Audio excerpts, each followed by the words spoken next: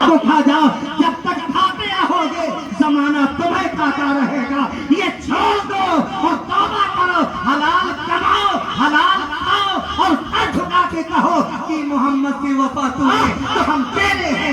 یہ جہاں چیز بھیجا لہو قلم پہ. واہ واہ سبحان اللہ، بہت عمدہ پیغام ہے، بہت عمدہ. ہم نے حضرت پڑھا نہیں، جو آیت میں نے پڑھی تھی وہ علمک ما لم تکن تعلم، چونکہ جلسے دستار بندی دی. رب ارشاد فرماتا ہے جو تمہیں محبوب نہیں پتا تھا رب نے سب سکھا. ابھی نعت پڑھی جا رہی تھی، رب نے اپنے محبوب کو اتنا نوازا کہ کسی کو اتنا نہیں نوازا. نبی نے ابو جہل کی مٹھی میں بے جان کنکروں کو کلمہ پڑھایا. رب نے یہ نہیں کہا کہ یہ طاقت دی تو بڑا فضل کیا.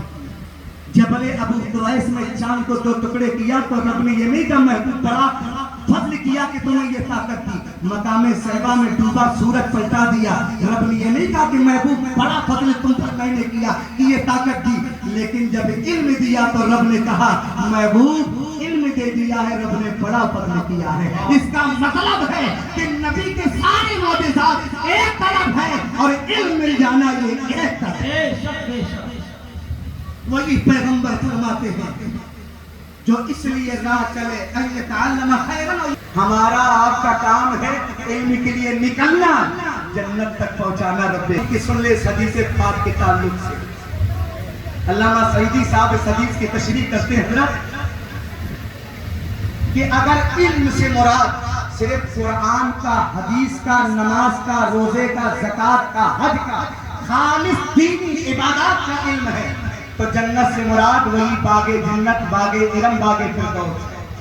اگر اس علم سے مراد دینی علم نہیں، جنرل علم، مطلق علم. اور حضرات میں تو افسوس کرتا ہوں اس مترجم پر، اس خطیب پر، اس لیکچرار پر جس نے علم کو صرف قرآن کے علم تک کا دینی علم الگ ہے، دنیاوی علم الگ ہے. نہ، علم صرف علم ہوتا ہے.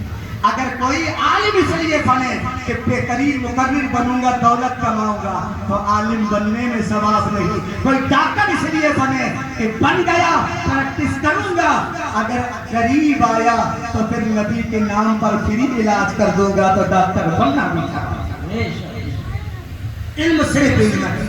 محدثین کہتے ہیں اگر علم سے مراد جنرل علم ہے، سائنس کا ہو، طب کا ہو، ٹیکنالوجی کا ہو، ہے نا، کوئی بھی علم ہو، اگر جنرل علم ہے تو پھر جنت سے مراد جنت نہیں. مطلب یہ ہے کہ مسلمانوں پڑھنا تمہارا کام ہے، حکومت اور اقتدار دینا رب کریم کا کام ہے، تخت و تاج دینا رب کریم کا کام ہے.